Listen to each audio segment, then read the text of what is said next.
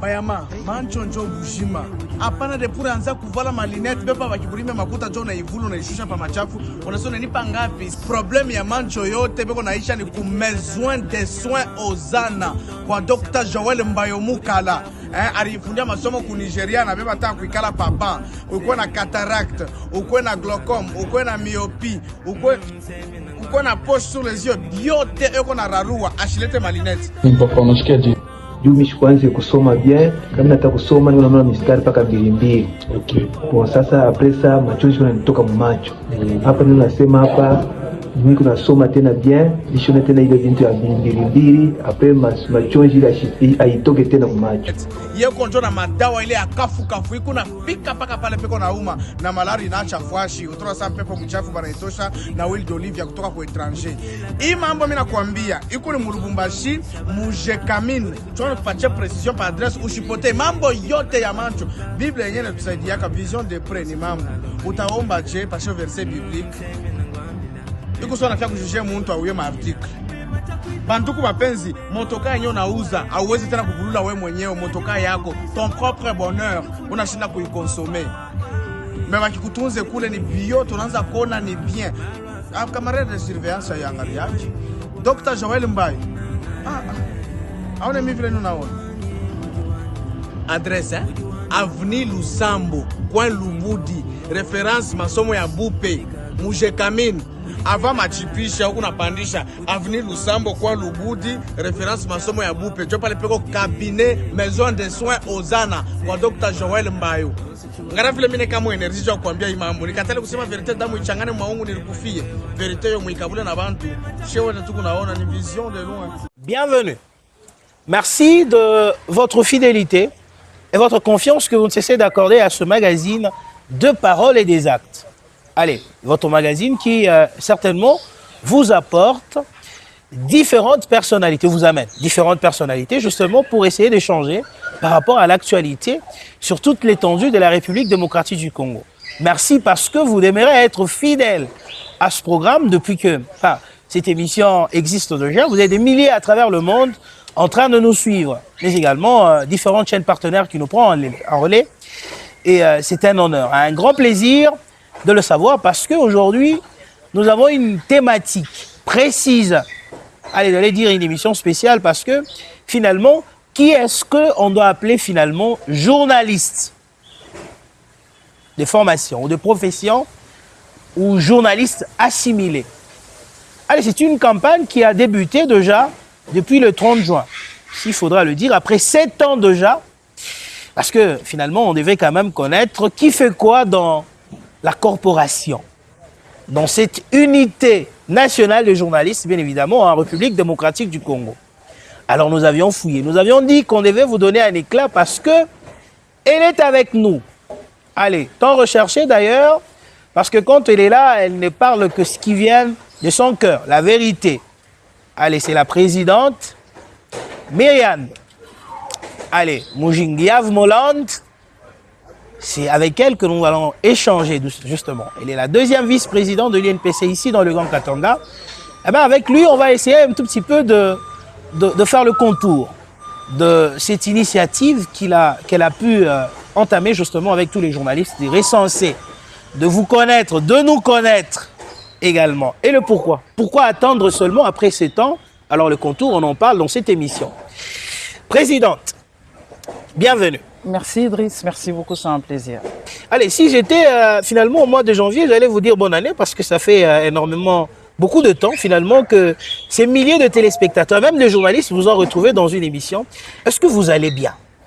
Je veux très bien, surtout que je suis une servante de Dieu. Quand j'ai dit une servante de Dieu, je marche dans la crainte de l'Éternel, je vais très bien.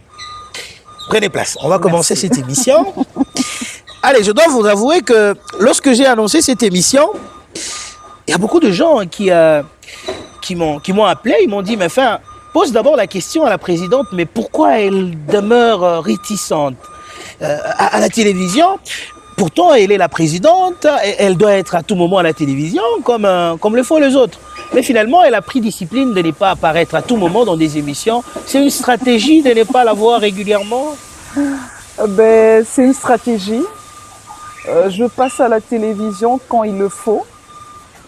Il faut dire que pour les émissions, c'est une stratégie. Ça fait quand même longtemps que je suis passée dans une émission.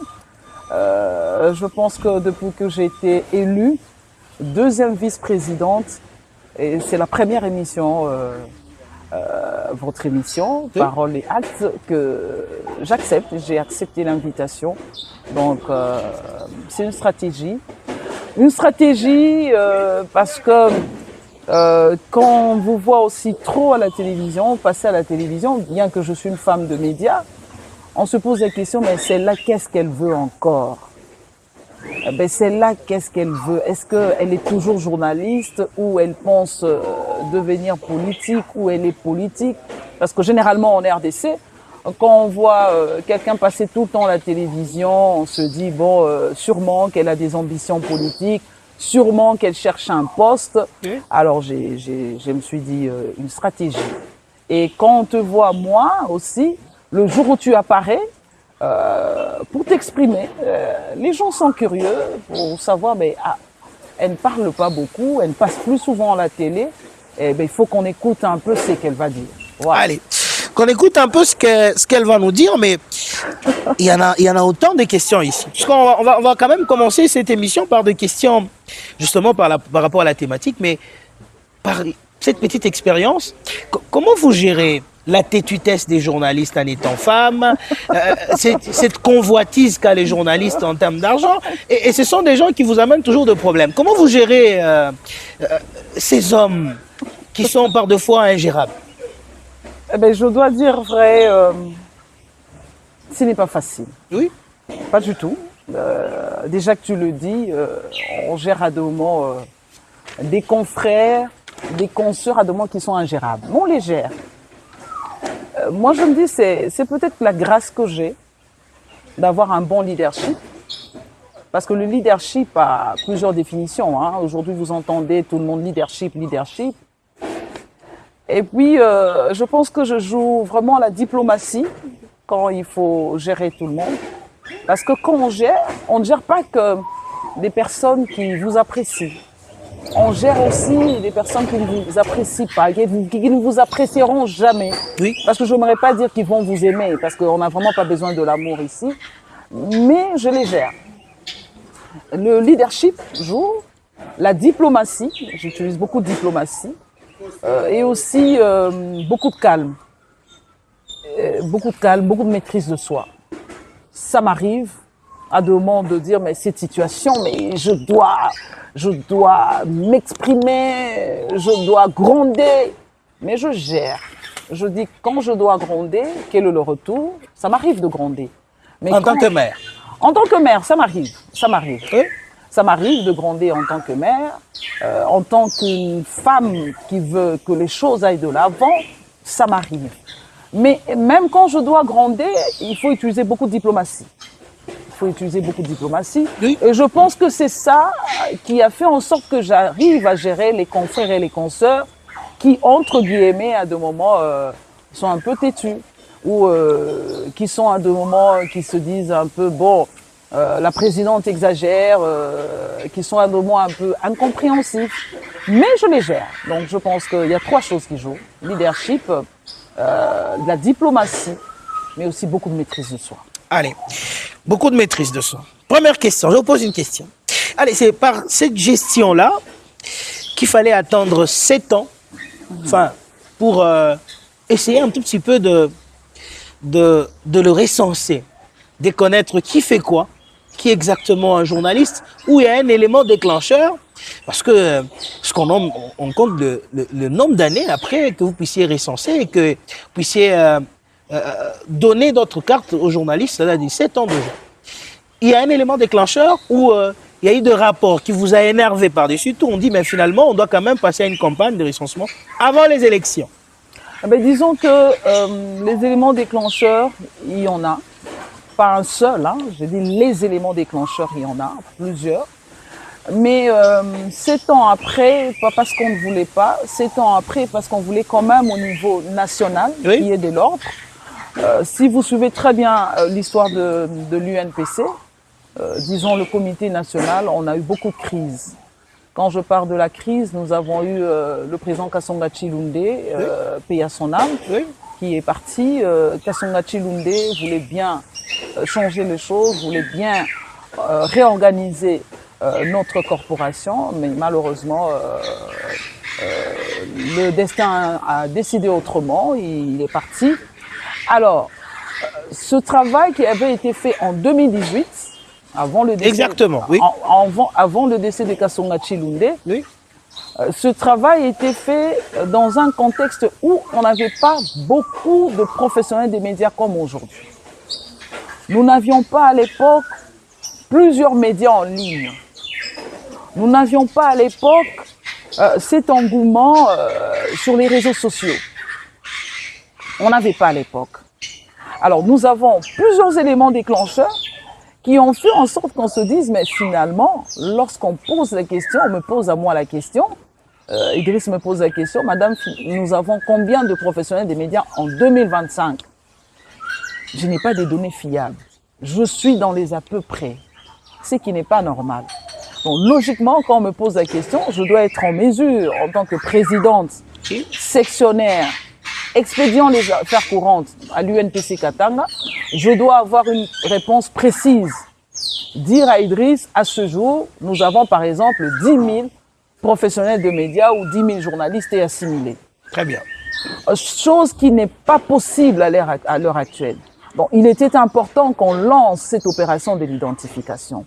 Si je vous donne aujourd'hui les statistiques que j'ai de 2018, à l'époque, en 2018, nous n'avons même pas fait le recensement dans tous les coins et les recoins de l'espace Grand Katanga. Nous avons fait le recensement dans quelques coins seulement. Généralement, on a fait plus pour les centres urbains. Donc, je prends Lubumbashi, Likasi, Kambove, Kamina, Kalemi. Donc, c'est pas tout le Grand Katanga. Donc, on a les statistiques que nous avons pour 2018.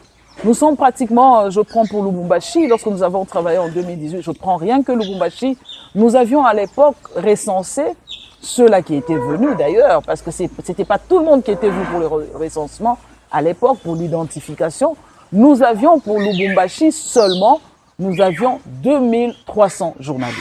Donc, quand je parle de 2300 journalistes, donc... Ceux qui se sont venus enregistrer, justement. Oui, ceux qui sont venus enregistrer Lubumbashi. Oui. Mais aujourd'hui, si vous prenez 2018 Lubumbashi, 2025, pour ne parler que de Lubumbashi, eh ben, mon cher, nous sommes au-delà. Nous sommes au-delà. Pourquoi quand je dis au-delà? Au-delà, c'est vu le nombre de médias que nous avons aujourd'hui, les entreprises de presse que nous avons aujourd'hui. Eh ben, je prends un cas. Je ne pense pas qu'en 2018, on avait par exemple la chaîne Manseba Télévision. Oui. Donc, il n'y avait pas. Je prends un autre média en ligne. On n'avait pas Louchi Actu. Il y a plusieurs médias qu'on n'avait pas. Aujourd'hui, nous avons tous ces médias qui sont là. Et par rapport à tous ces médias, on n'a pas la réalité des professionnels des médias qui évoluent, des assimilés qui y sont. Donc, il était important qu'on le fasse. Un élément déclencheur, mais aussi un autre élément, parce que j'ai dit qu'il y a quand même plusieurs éléments. Je vais les citer comme ça au hasard. Oui. Il y a également ce manque de professionnalisme, ce manque de, ce manque de civisme, ce manque de courtoisie que l'on vit à de moments avec certains qui ont rejoint ce métier. Je prends le cas de ce qui s'est passé, par exemple, dans la province du Lualaba. Je rappelle que l'UNPC Katanga n'est pas encore démembré. On vous appelle, pendant que vous êtes resté à Lubumbashi, on vous signale, non madame, ici, nous avons telle situation. Et des situations qui choquent. Je dis bien qui choquent.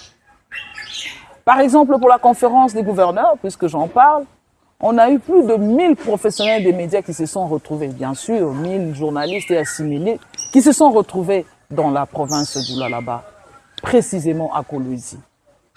Si vous avez 1000, supposons que les invités au niveau du gouvernement provincial du Lualaba, supposons, les invités étaient par exemple à 1350 ou à 1700, rien que de journalistes, plus de 1000.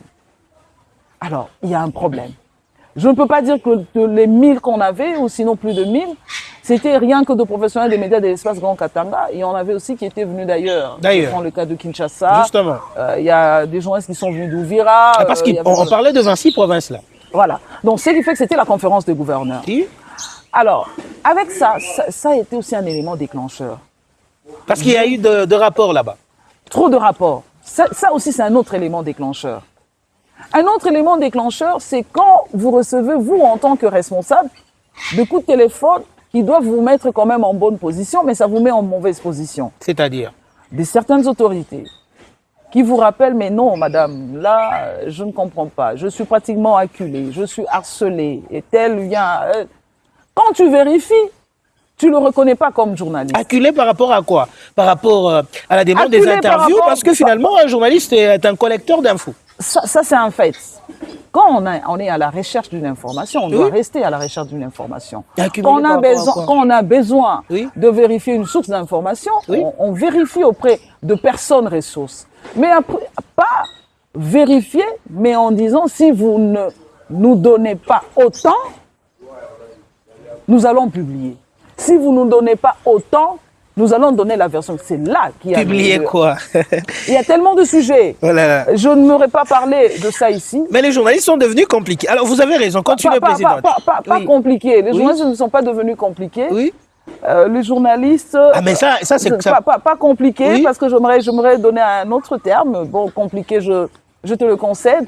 Mais j'aimerais quand même dire que le journaliste aujourd'hui confondent les choses. On a un employeur. Quand on a décidé de faire la presse, s'il faut harceler, s'il faut acculer, il faut acculer son employeur. Oui. Il ne faut pas acculer, harceler une personne ressource. Il ne faut pas acculer, harceler quelqu'un qui n'a pas à voir avec vous en ce qui concerne votre contrat de travail. Ah oui, ça c'est vrai. Ça n'a rien à voir. Si. Vous m'avez demandé de venir ici comme invité, c'est vous qui sollicitez. Lorsque vous allez également auprès de sources d'information, vous avez besoin d'une personne ressource, c'est vous qui allez vers cette personne ressource. Cette personne ressource ne vous a pas demandé de venir. Vous avez une information, vous avez besoin de vérifier. C'est à vous de connaître comment ça se passe. C'est pas pour rien que j'ai amené ce document qui est le code de déontologie. On se rend compte qu'aujourd'hui, plusieurs professionnels des médias ne connaissent même pas ce code de déontologie. Eh ben parce que vous n'avez pas fait une campagne de... Eh ben ça c'est faux, malheureusement. Justement, est-ce que vous les avez... Ça, parce qu'il y a d'autres journalistes qui sont venus par erreur. Non, bon, par passion peut-être. Non, ça c'est faux, malheureusement. Je veux vous dire une chose. Oui.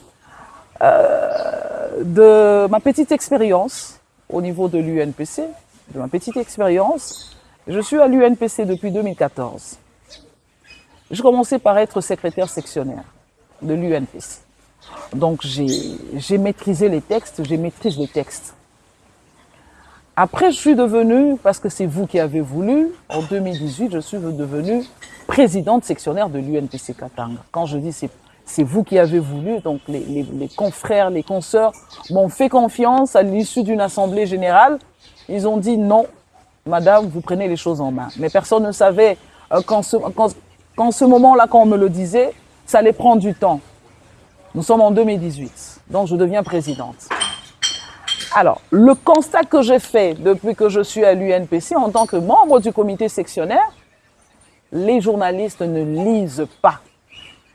Les journalistes n'ont pas le temps de lire les textes qui les régissent. Pas du tout. Mais ils créent comment les choses s'ils ne lisent pas?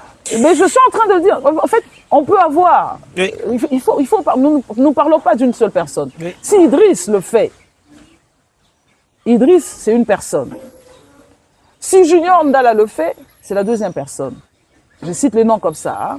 Hein. Si Godlive Nyemba le fait, mais est-ce que c'est déjà ça, tous les journalistes? Non. Nous avons besoin que les textes soient connus par tous les journalistes. Pas seulement connus, mais qu'on mette cela en pratique. Ça aussi, c'est un autre fait. On ne t'invite pas dans une manifestation. Oui. Tu y vas, tu dis, je suis à la recherche de l'information. Oui. C'est une très bonne chose. Une très bonne chose. Mais il ne faudrait pas après que tu commences à chercher une collation, que tu commences à te dire, j'attends les frais des transports. Non. Puisque tu es allé à la recherche d'une information, ça signifie que tu as besoin d'avoir cette information, de faire ton travail en tant que professionnel des médias. Tu vas collecter l'information, traiter l'information ensuite et puis publier cette information. Mais j'ai une petite question en parenthèse, justement, parce que il y en a autant de questions, parce qu'on va parler en profondeur sur l'identification de journalistes. Mais pendant tout ce temps-là, avant d'arriver à de scandales que vous avez enregistrés au Lualaba, est-ce que vous avez eu... justement, parce que vous parlez d'un cas, est-ce que vous avez eu à un moment donné d'avoir des formations, réunir tous ces journalistes, leur dire, mais écoutez, vous êtes journaliste pour aller concocter vos informations, etc. Mais vous ne pouvez pas mettre... vos personnes ressources mal à l'aise. Vous avez eu le temps de le faire, de le recenser plusieurs fois, ou chacun de journalistes, parce que finalement, après 7 ans, vous n'avez pas eu le temps de les identifier, chacun fait ce qu'il veut. Non, mais quand même, vous avez quand même affaire à une dame responsable. Ah oui, ça je sais, et beaucoup de gens vous apprécient. Vous avez quand même affaire à une dame responsable, vous avez quand même affaire à j'aime pas trop dire à une chef, mais je préfère dire vous avez quand même affaire à celle que vous avez choisie pour la destinée de l'UNPC Katanga à l'époque, qui sait ce qu'elle fait. Il est anormal de 2018 jusqu'en 2025 qu'on se retrouve sans formation. Les professionnels des médias ont été pas formés, ont eu des séries de renforcement de capacités.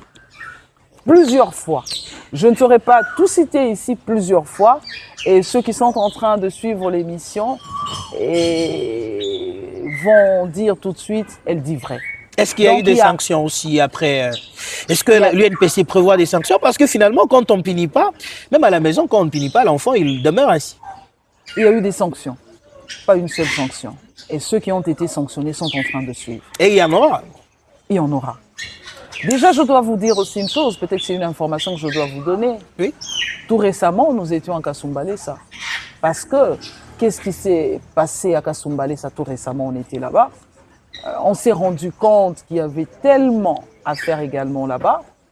Il fallait plus que les confrères et les consorts de Kasumbalesa viennent à Lubumbashi pour un renforcement des capacités. C'était à nous d'abord d'aller échanger avec eux.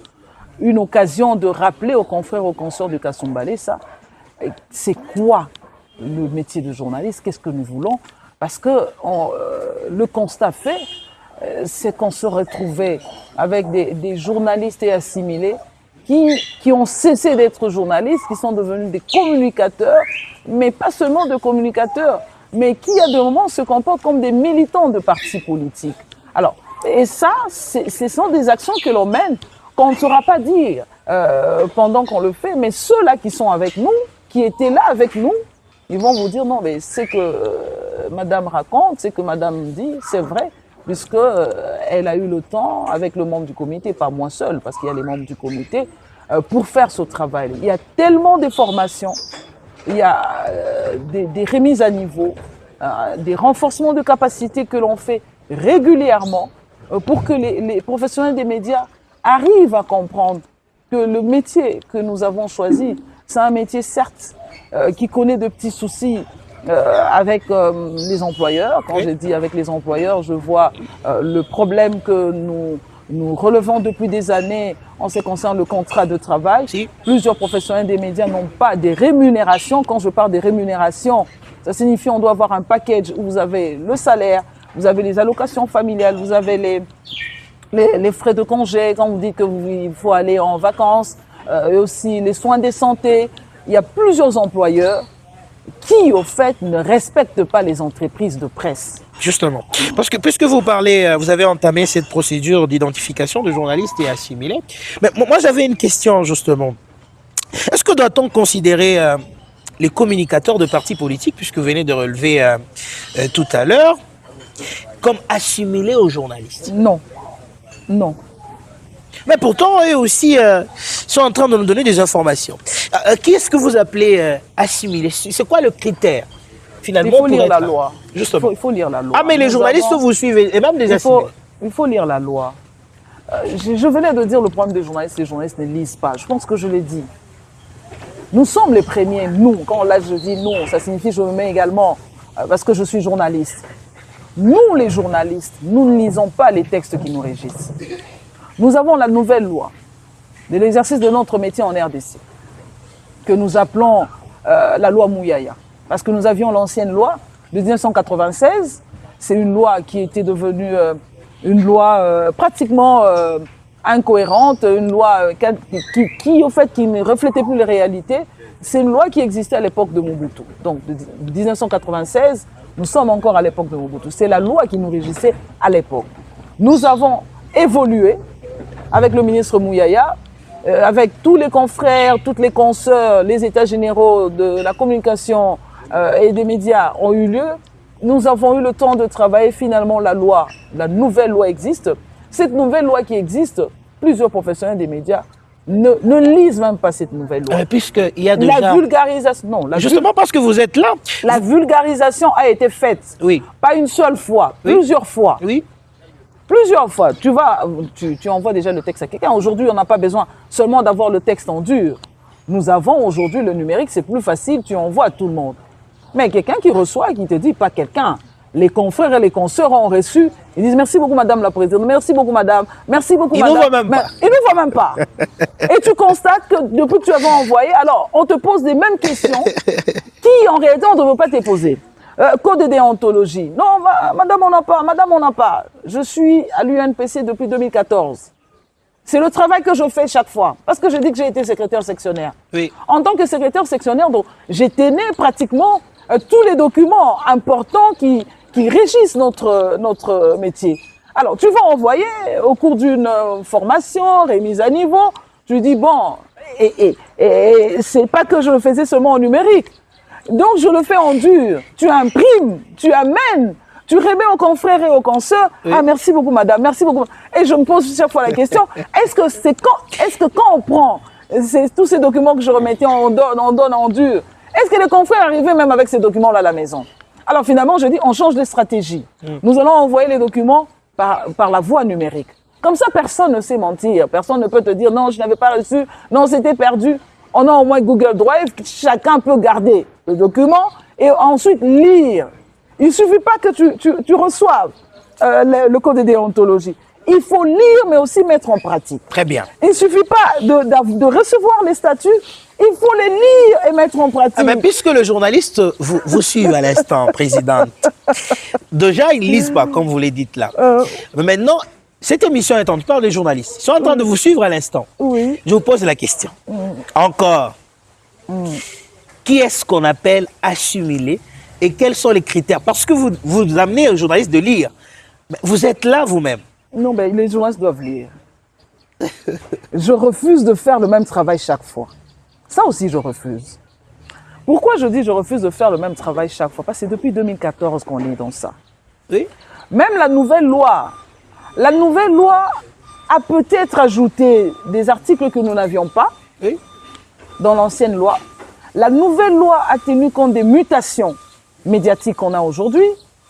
Autrefois, dans l'ancienne loi, on avait que les médias traditionnels, donc c'est-à-dire la presse écrite, l'audiovisuel, télé, radio. Aujourd'hui, avec la nouvelle loi, on a tenu compte également des médias en ligne.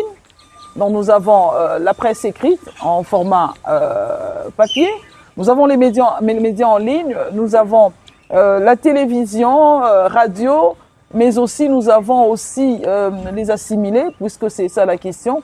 Les assimilés, nous avons les webmasters, il y en a. Il y a aussi les photographes, il y en a, parce que nous avons des journalistes, de photojournalistes, il y en a. Donc ils sont considérés comme assimilés. Nous avons le monteur. Vous n'allez pas dire à un monteur, vous n'êtes pas journaliste. Il est assimilé. Parce que le travail que le monteur fait, c'est un travail pour accomplir, pour aider. Le monteur est dans la chaîne de la production. Le monteur est dans la chaîne de la production. Et des émissions, et des journaux télévisés, comment on appelle ça, le journal parlé. Le monteur est là. Donc ça signifie les assimilés, ce sont tous ceux-là qui participent, qui contribuent à la chaîne de la production. Et qu'est-ce que vous allez mettre comme garde-fou pour des assimilés communicateurs? Non, ça n'existe pas. Ah, mais eux, ils se prétendent être... Eux, ils se le disent, mais les textes ne le disent pas. Ah, mais pour mettre ces... Nous avons eu un congrès de la Renaissance. Oui. parlons-en. Congrès de la Renaissance. Ce n'est pas Marianne Yave qui a dit que c'était le congrès de la Renaissance.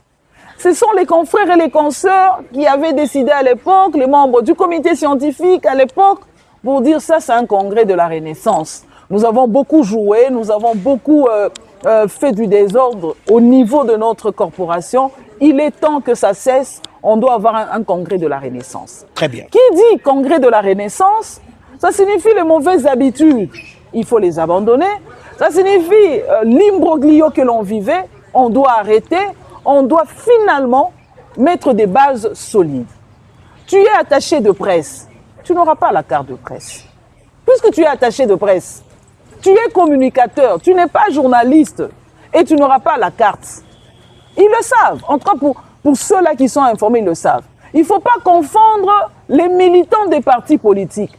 Les militants des partis politiques ne sont pas des journalistes. Ça n'a rien à voir avec nous. Ah, ils doivent retenir une fois pour toutes. Ils doivent retenir. Oui. Tu es communicateur, je ne vais pas citer le nom de gens ici. Hein. Tu es communicateur de Marianne Mujingiav.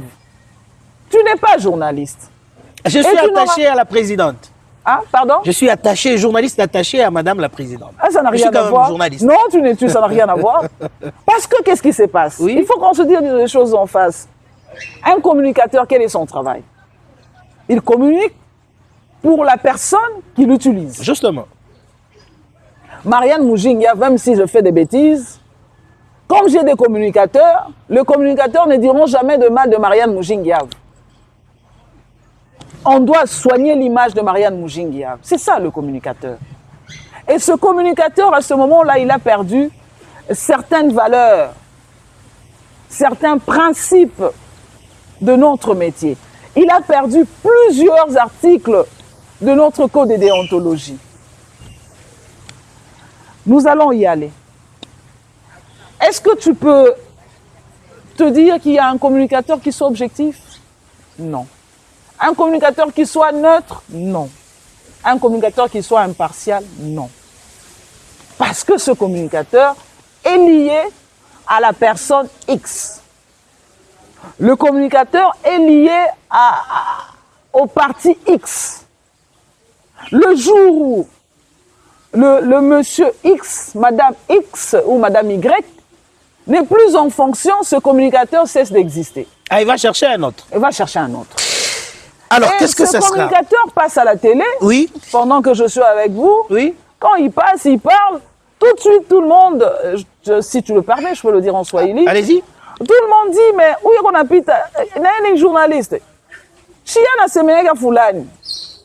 Donc ça signifie déjà, auprès des auditeurs, des auditrices, des journalistes, écoutent, les téléspectateurs qui suivent, ils disent, ah, où les journalistes, donc ça déjà, sur le plan, même un peu de bonne conscience, même sur le plan de notre propre conscience, très bien, le communicateur doit se dire, non, moi j'ai choisi un camp. Mais parce que nous supposons déjà, oui, nous supposons déjà qu'un communicateur est bien payé et bien traité par la personne qui l'utilise. Ça, c'est très clair. Alors, Présidente, qu'est-ce qui va se passer finalement après ces 45 jours, lorsque le journaliste ou le responsable de médias n'arrive pas à remplir de fiches que vous avez mis à leur disposition? Et finalement, ce sera quoi? Est-ce qu'ils vont rester comme ça, sans obtention de carte, ou il y aura des mesures, des clémences, finalement, pour permettre à ce que ces journalistes-là soient recensés et identifiés en même temps? Je pense que le jour où nous avons lancé, j'aimerais déjà apporter un correctif, parce que tu as dit qu'on a lancé le 30 juin, non, c'était le 27 juin. Ah, le 27, ouais. Le 27 juin, quand nous avons lancé l'opération d'identification, c'était le lancement. Nous avons dit, nous donnons 45 jours. Et les 45 jours, ce sont les jours ouvrables. Si nous comptons à partir du 27 juin, nous allons finir, en fait, l'identification le 18 août. Mais nous allons voir comment ça va se passer. On ne sait jamais. Nous allons voir comment ça va se passer. Nous restons sur la date du 18 août. Pourquoi? Parce qu'on se dit, nous aimerons finir l'identification de l'espace Grand Katanga, des professionnels des médias ou de journalistes et assimilés, pour que ça soit une occasion aussi de montrer aux autres provinces l'exemple. En tant que deuxième vice-présidente de l'UNPC, je suis deuxième vice-présidente chargée des provinces. Et il était de mon devoir, et il est de mon devoir de prêcher par l'exemple à partir de la province d'où je suis venue. Parce que maintenant, je suis au niveau national. Ici, en province, j'expédie les affaires courantes. Donc, il faudrait que moi, lorsque je parle au niveau national, que l'exemple commence par chez moi. Si je dois aller dans une autre province, je dois aller, par exemple, à l'Équateur, il faudrait que j'aille moi-même, disons, que j'aille de la matière, que je dise aux confrères, aux consorts de l'Équateur, ben voilà, dans le Grand Katanga, voilà comment ça se passait. Et c'est le même modèle que nous aimerions vous proposer ici. Ça sera un plus. Un plus en tant que présidente sectionnaire expédiant les affaires courantes de l'UNPC Katanga, oui. Mais aussi en tant que deuxième vice-présidente chargée des provinces, qui au fait doit donner l'exemple aux autres provinces. Donc je me suis dit, il était intéressant, il est important que le Katanga serve de modèle. Je serais triste que le Katanga ne serve pas de modèle, parce que je viens du Katanga, je suis du Katanga. Quand je dis je viens du Katanga, je suis du Katanga, c'est par rapport à la section. Oui. Si je suis aujourd'hui au niveau national, c'est le Katanga qui m'a porté haut. Quand je parle du Katanga, je parle des confrères et des consorts de l'espace Grand Katanga. N'eût été leur confiance il y a des années, nous sommes en 2018, n'eût été leur lobbying, n'eût été leurs appréciations à mon sujet, par le travail que je faisais, je ne serais pas au niveau national. Très bien. Donc, il faudrait à un moment être reconnaissante. Et je suis reconnaissante envers les confrères et les consoeurs de l'espace Grand Katanga. Je suis reconnaissante. Donc, en 2014, on me porte. Oui. Et en 2018, on dit on y va. Oui. Et finalement, en 2024, bon, nous sommes au niveau national. Ça, voilà, c'est vos mots de gratitude. Très important. Ouais, les journalistes qui vous suivent à travers le monde, et même justement à travers la République. Parce que le président Jean-Marie aussi va vous suivre. Et puis, il y a une question aussi pour lui. Parce qu'on viendra aussi... Est-ce que vous collaborez entre Kinshasa et le Katanga? Justement en termes de stratégie, parce que tout ce qui se fait, est-ce que le président Jean-Marie aussi vous appelle, vous dit, mais est-ce que à Kinshasa, ici, on peut voler un tout petit peu vos stratégies, vice-versa? Je ne saurais pas dire on collabore très bien, mais on collabore bien. Il y a un petit sobriquet, sinon un petit surnom, je peux le dire. Oui. Jean-Marie Kassamba, mon collègue président sectionnaire de l'UNPC Kinshasa. Oui. On s'appelle Bukonda. Ça veut dire? Bukonda. Il faut poser la question aux téléspectateurs, aux téléspectatrices. C'est un TP que je vous donne. Allez, en passant, Bukonda. je dis Bukonda. J'espère que tu es bien portant et que les stratégies du Grand Katanga vont également aider pour Kinshasa, parce que je sais qu'à Kinshasa, il y a beaucoup à faire. En tout cas, nous allons, via vous, nous allons demander aussi l'émission au président Jean-Marie. Il ne va pas refuser. Étudier aussi ce qui se passe à Kinshasa, parce qu'aujourd'hui, vous venez de donner un éclat, l'élément majeur qui arrive à vous faire mal, ce que les journalistes ne lisent pas. Est-ce que ça sera la même réponse au président Jean-Marie Kassamba? La présidente nous promet en tout cas des facilités. Cette émission sur Kinshasa avec le président Jean-Marie. Mais je vous pose une dernière question avant de clôturer cette émission. Parce qu'on vous a suivi déjà. Parce qu'on vous a suivi à un moment donné par une petite vidéo. Mais la présidente Marianne était en colère. Allez, parce que finalement, cette vidéo a circulé sur les réseaux sociaux. La présidente en colère contre le CESAC. Est-ce qu'il y a une très bonne relation entre l'UNPC et le CESAC? Ou à un certain niveau, les CESAC arrivent un tout petit peu à vous mettre des cales ou à mettre les journalistes des cales par leur manière de faire les choses. Est-ce que vous êtes un tout petit peu choqué ou vous avez ce qu'on dit l'amertume un tout petit peu par rapport à la gestion actuelle du CESAC, ou ça se passe bien? Bon, je vais donner un avis personnel. Oui. Rien à voir avec le président Kamanda Wakamanda, qui est le président de l'UNPC. C'est vrai que je suis deuxième vice-présidente chargée de province, mais je vais donner un avis personnel. Mais aussi, je vais donner un avis en tant que UNPC Katanga. Oui. Je n'aurais pas donné un avis en tant que deuxième vice-présidente de l'UNPC, chargée de province. Moi, je suis choquée. Je suis choquée par la manière dont la gestion du CESAC se passe actuellement. Je suis choquée. Pourquoi? Je pensais qu'avoir un jeune président à la tête d'une institution d'appui à la démocratie, ça allait apporter un plus du tonus, qu'on allait avoir effectivement une institution d'appui à la démocratie. C'est vrai que j'étais fâchée. Ça, il faut pas qu'on se voie la face, j'étais fâchée. Fâchée parce que on ne peut pas être responsable d'une institution d'appui à la démocratie et penser qu'on est dans un parti politique. Ça, j'ai dit non. Il faut savoir faire la part de choses. Même si on est membre d'un parti politique, quand on est là en train d'engager une institution d'appui à la démocratie, il faut porter les couleurs de cette institution d'appui à la démocratie. Sinon, il faut démissionner. Quand ça bloque, vous sentez que ça ne marche pas, c'est mieux de démissionner. L'actuel président du CESAC a plusieurs fois confondu ses tâches en tant que le CESAC et l'UNPC. Il y a un président de l'UNPC qui s'appelle Kamanda Wakamanda. Si il n'arrive pas à mettre la main sur le président Kamanda Wakamanda, il y a les autres membres du comité, il y a le vice-président, le premier vice-président, Kileba. Il peut contacter le premier vice-président. S'il n'arrive pas à mettre la main sur le premier vice-président, il peut contacter la deuxième vice-présidente. Il y a tout un comité. Le CESAC se comporte et en CESAC et en UNPC. Non, c'est pas ça. C'est pas ça. Et ça vous fait mal, ça? Moi, j'étais choquée. Ça dérange. Chacun doit avoir faire sa part.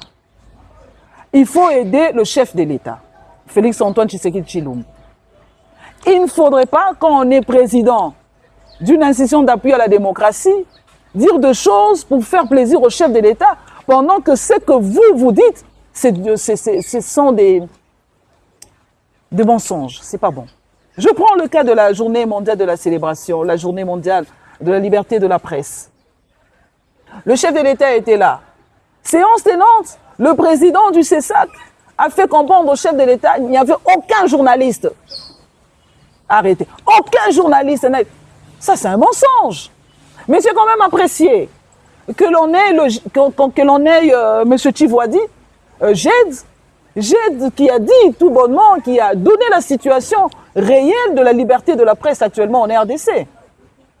Pour aider le chef de l'État, il faut lui dire la vérité.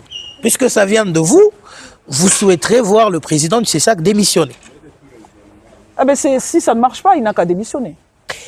C'est clair. Merci beaucoup. Allez. Si c'est votre ami, je suis désolé, mais en tout cas, il est le président du CESAC, je le respecte, Christian Bossembe comme président du CESAC, mais il doit faire la part des choses. Comment vous allez dire seulement qu'il est mon ami? Bon, s'il est votre ami, moi je suis désolé. Mais en tout cas, la gestion du CESAC laisse à désirer.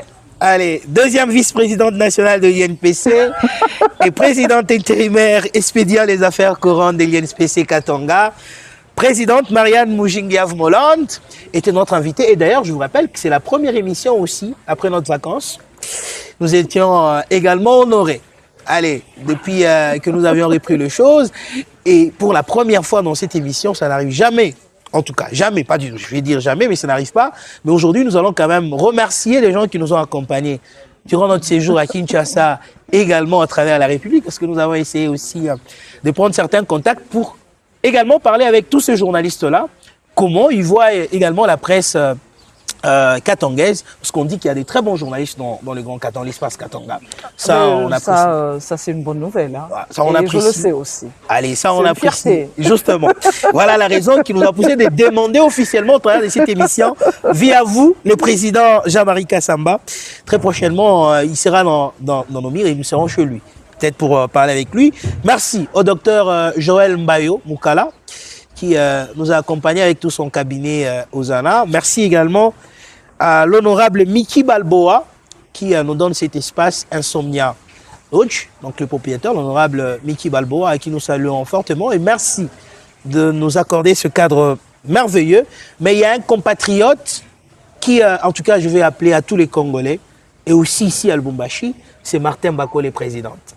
Elle fait des œuvres sociales en République démocratique du Congo, Martin Bakole, le boxeur. Ouais.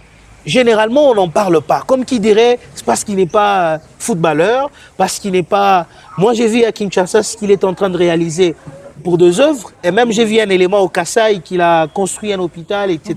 Mais on n'en parle pas. Seulement parce que je ne sais pas s'il ne donne pas l'argent ou quoi que ce soit. Mais Martin Bakole, sens-toi honoré dans cette émission. S'il faut, si vous allez tomber sur cette émission, envoyez-nous vos communicateurs, si vous avez des communicateurs. Ah ben ça. Des éléments, on va montrer aux gens. On doit encourager les gens qui aident les Congolais. C'est très important. Alors, champion Martin Bakole, merci pour ce que vous faites pour la République démocratique du Congo. Et on va terminer. Présidente, on va terminer en étant debout. Je vais vous poser une dernière question. Bon, enfin, une toute dernière question. On va terminer par là. Je sais que vous êtes une mère pour tous, tout le monde, pour tous les journalistes. Mais qu'est-ce qui vous fait mal, au-delà de tout ce que vous avez relevé aujourd'hui, mais du fond de votre cœur? Qu'est-ce qui vous fait mal à la presse katangaise? Un seul élément. Lorsque vous regardez, vous dites ça, je ne suis pas encore à mesure d'enlever, de corriger, au-delà de la lecture, au-delà de tout ce que le journaliste arrive à vous faire. Justement, vous avez un élément qui, quand vous réfléchissez un tout petit peu personnellement, vous vous dites, mais Seigneur, pourquoi? Je peux vous regarder droit dans les yeux pour vous le dire? Si. La jalousie entre journalistes, ça me fait mal.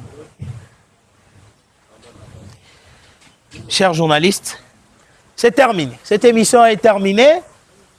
Arrêtez d'être jaloux. Allez, la présidente vient de le dire. Si votre ami fait bien son travail, appréciez, tout simplement. C'est terminé. Merci à vous.